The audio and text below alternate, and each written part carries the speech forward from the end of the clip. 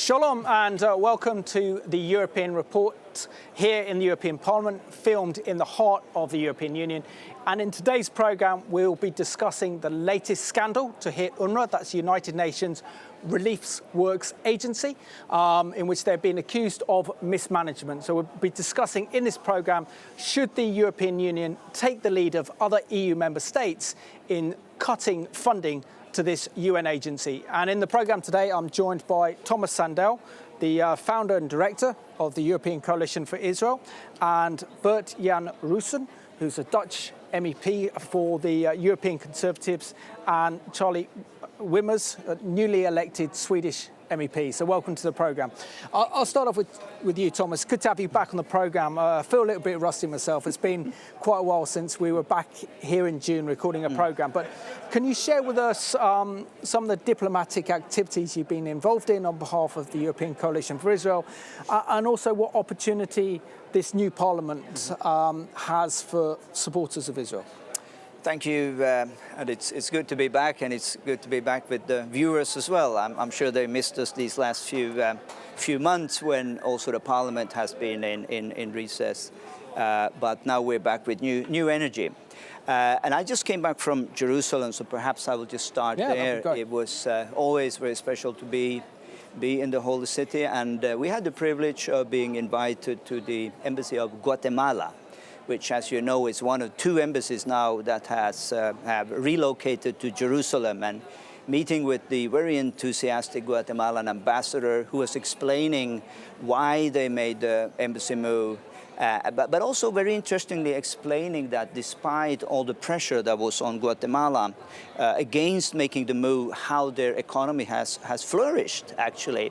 And he said it's not only that the export to Israel has gone up 100%, even to the Arab countries, very contrary to what anyone could have believed, the economy is growing and export is growing even there.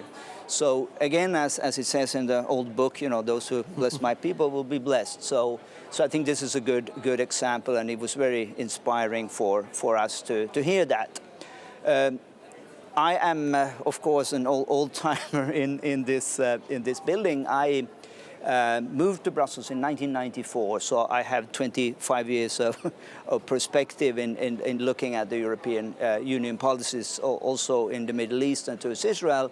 And of course, this is to some extent year zero, as we have a new European Parliament in place, and today the new portfolios of the European Commission will be presented. So from what we know now, I am not very optimistic if we are looking in particular at the portfolio of High Representative for Security Policy and Foreign Affairs. I have grave concerns that this will not be in the interest of a fair treatment of Israel.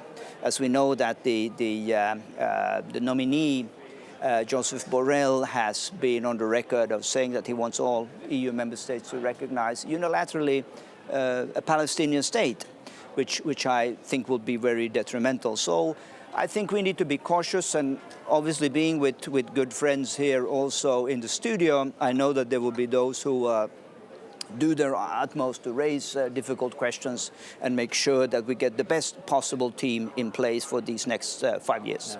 And Bert-Jan, congratulations on being newly elected to this Parliament.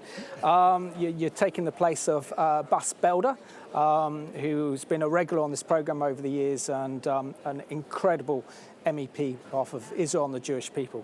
So you've got a lot to live up to. But Bert-Jan, can you look and see what are the challenges and the opportunities facing those who support Israel in this Parliament over the course of the next 5 years?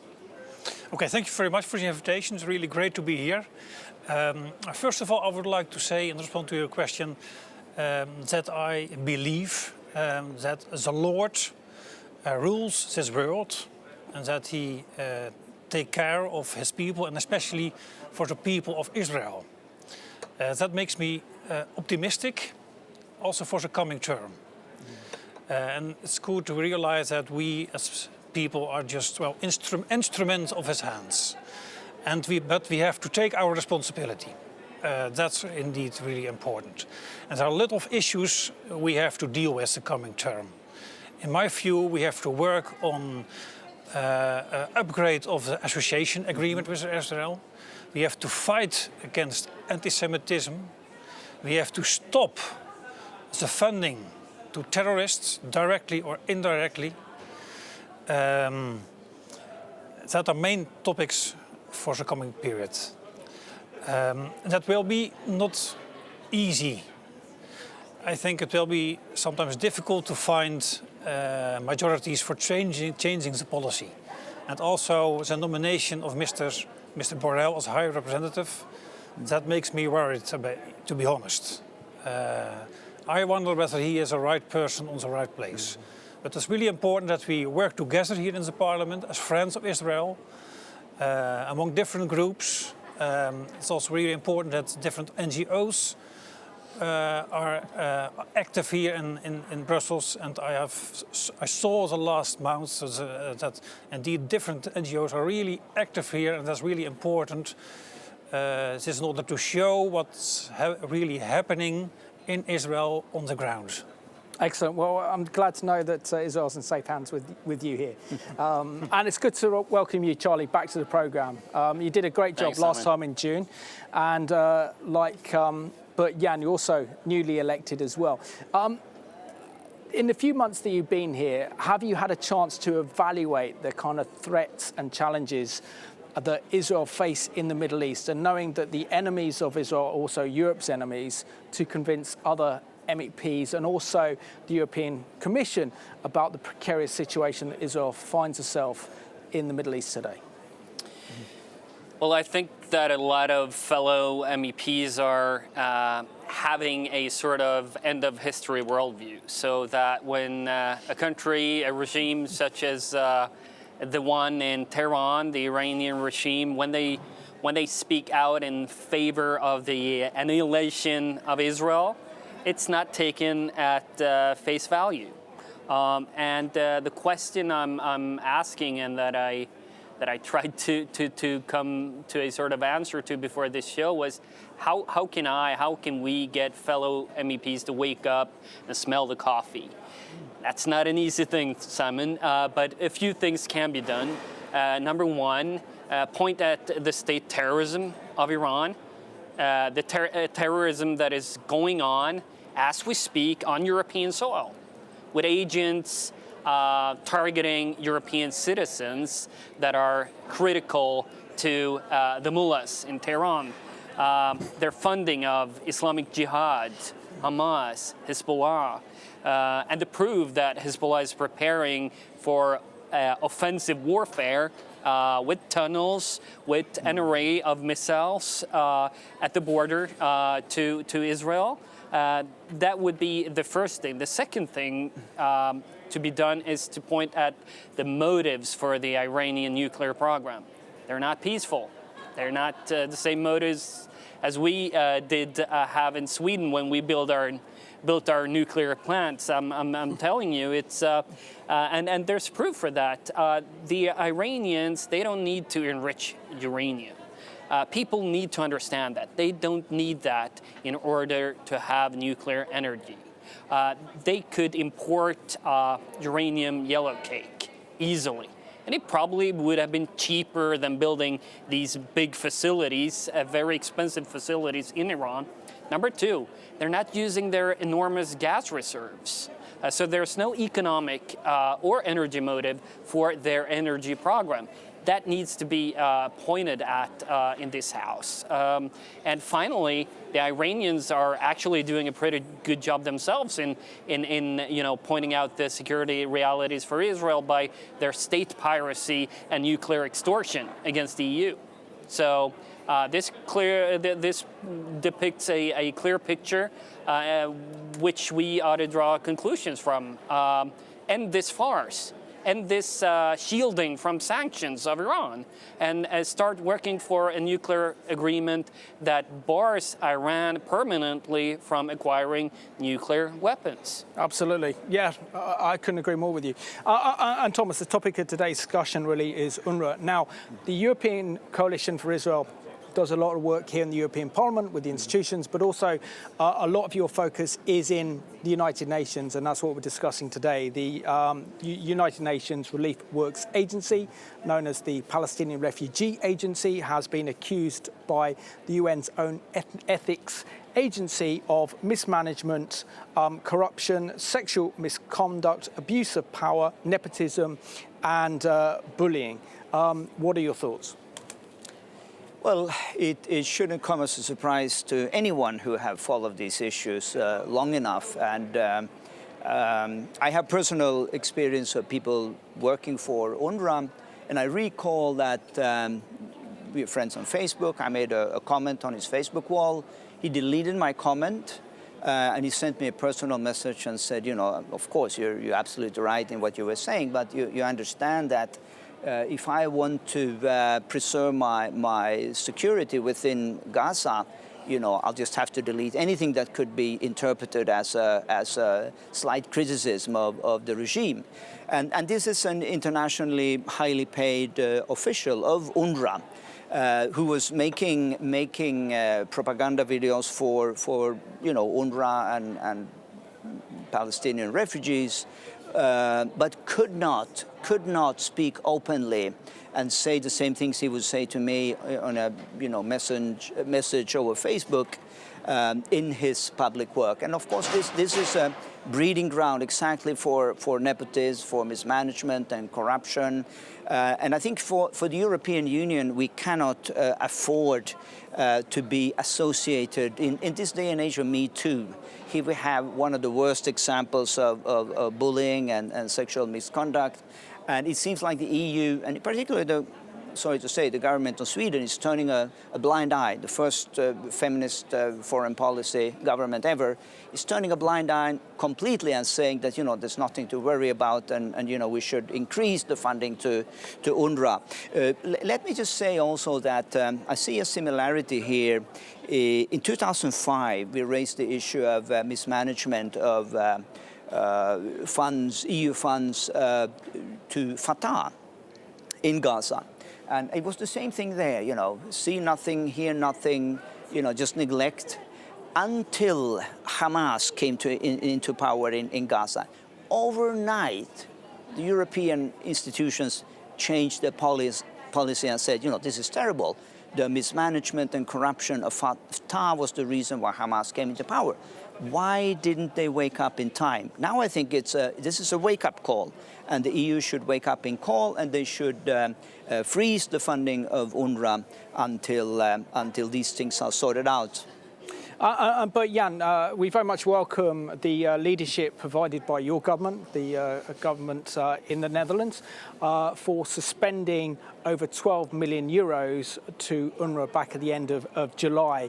Why has your government decided to take action on this one? And are we now starting to see a change of attitudes in terms of ethics are playing a large part in terms of funding of UN agencies and NGOs where taxpayers' money is involved? Yes, indeed. The Dutch government decided to suspend indeed the budget to UNRWA. They did that well in response to the current scandals concerning abuse of power and so on. So indeed, that was a good decision, and I think other countries has to take, in my view, and also Europe, the same kind of decision to suspend the money. But does that mean that the attitude is changing? For example, in the Netherlands. To be honest, I have my doubts about that. Because we have to realize that, well, the current scandals, these are not the only reasons why we should reduce the budget. There are all other reasons to mention. For example, the question, what is happening indeed on the ground with the money? What projects do we support? There are clear signals that it is going, for example, to education, to school books with anti-Semitic content. That's unacceptable.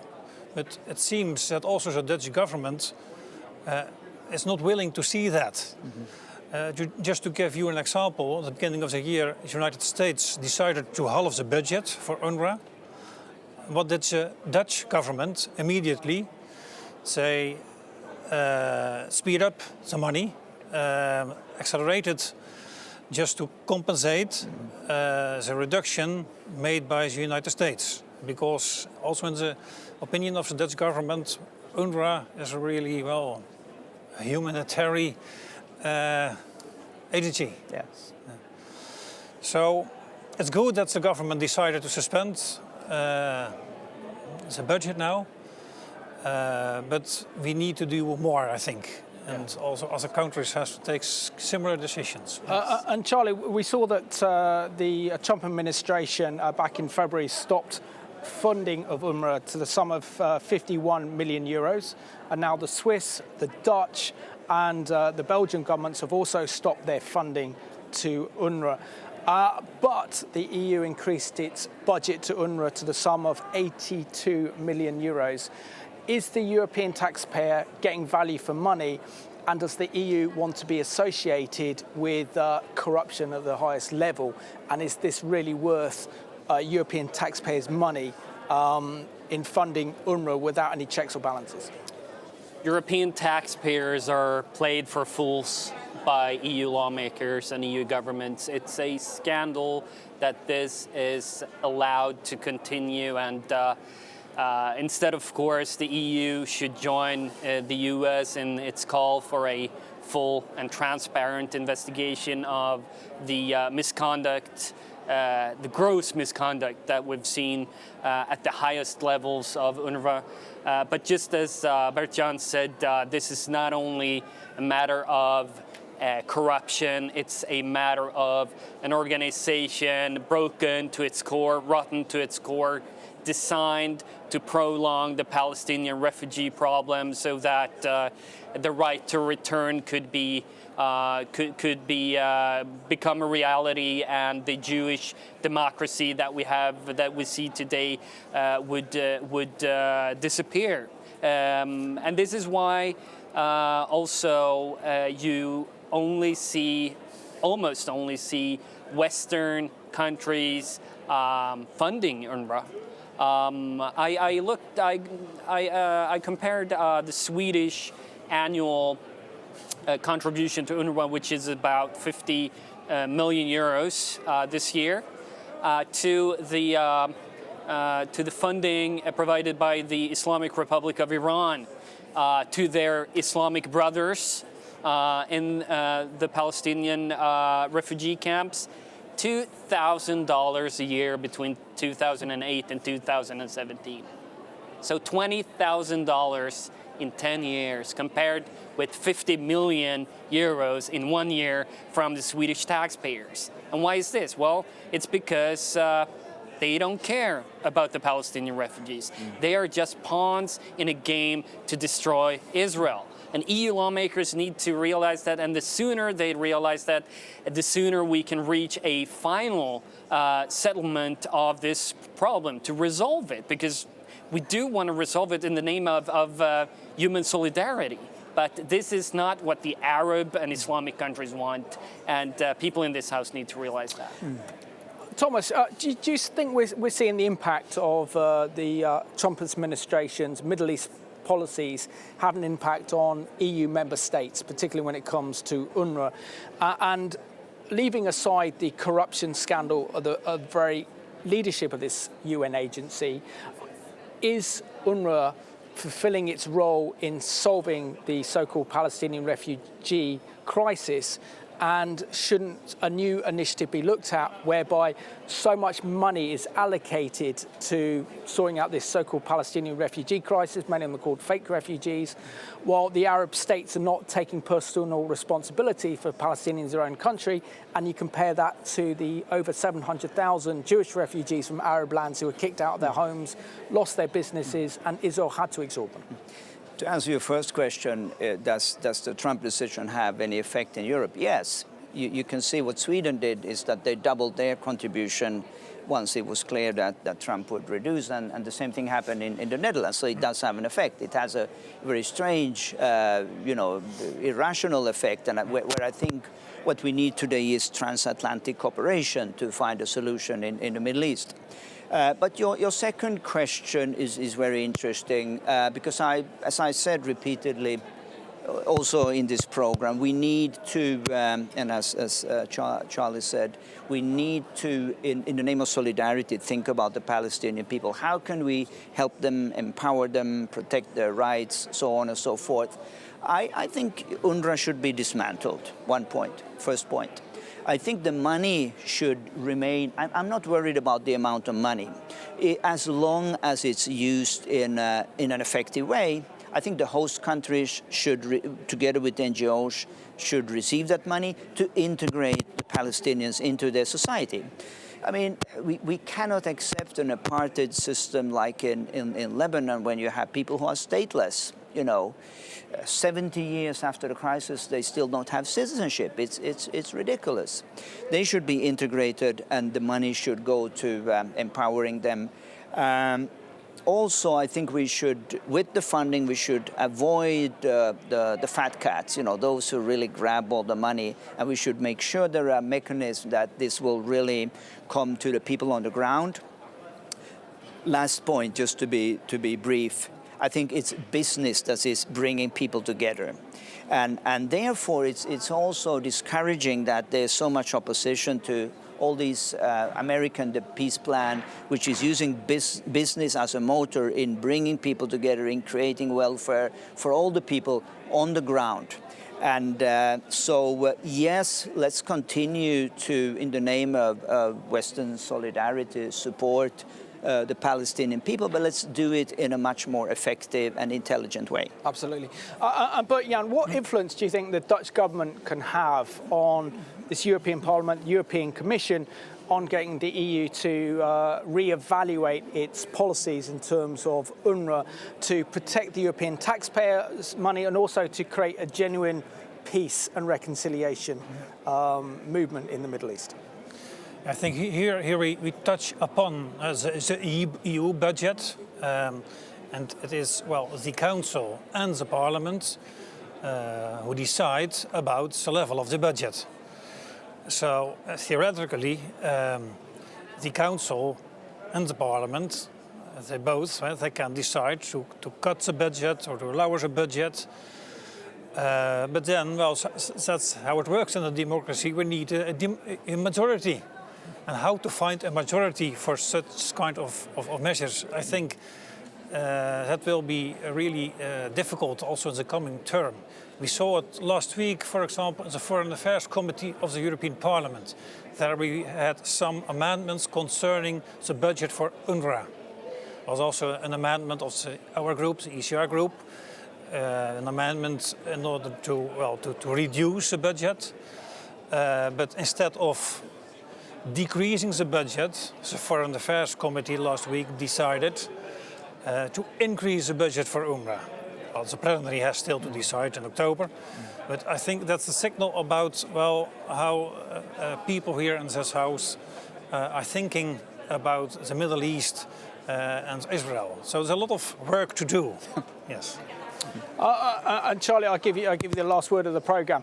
What role can our viewers play in putting pressure on our members of Parliament here in the European Parliament to ensure that the European Union and the European Parliament and the Commission take the issue of UNRWA seriously and also protect our taxpayer, but also to deal with this corruption scandal, because no one really wants to be associated with this one. So how can they do this, but how can they also support the genuine refugees, such as the Syrian refugees who desperately need financing? Yeah, to come to the last point you made, the fact is that UNRWA's got 50,000 employees, while the UNHCR has 10,000. That's quite a staggering difference. And it means that 50 times the resources are being spent on a person within the auspices of UNRWA compared to a persecuted person in Asia or Africa. That's an injustice. I just have to point that out.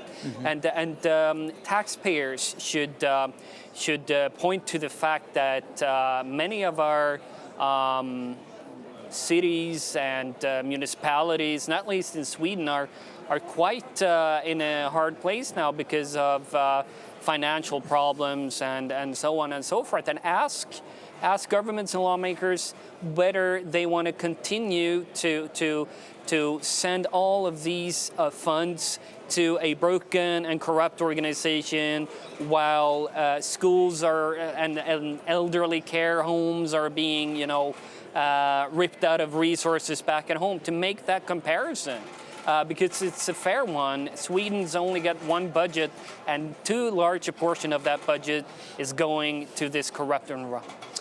Charlie, I want to thank you so much for being my guest on the European Report, together with Tomas and also Bert-Jan as well. I'm sure you do very well in this new Tomas office for the European Parliament, so thank you so much. And I want to thank you for watching today's programme. We've identified serious problems with UNRWA and the fact that this organisation is failing to do anything to help the Palestinian people. And so therefore, in the name of the European taxpayer and also in terms of peace and reconciliation, is it time that the EU now stop its funding of this corrupt organisation?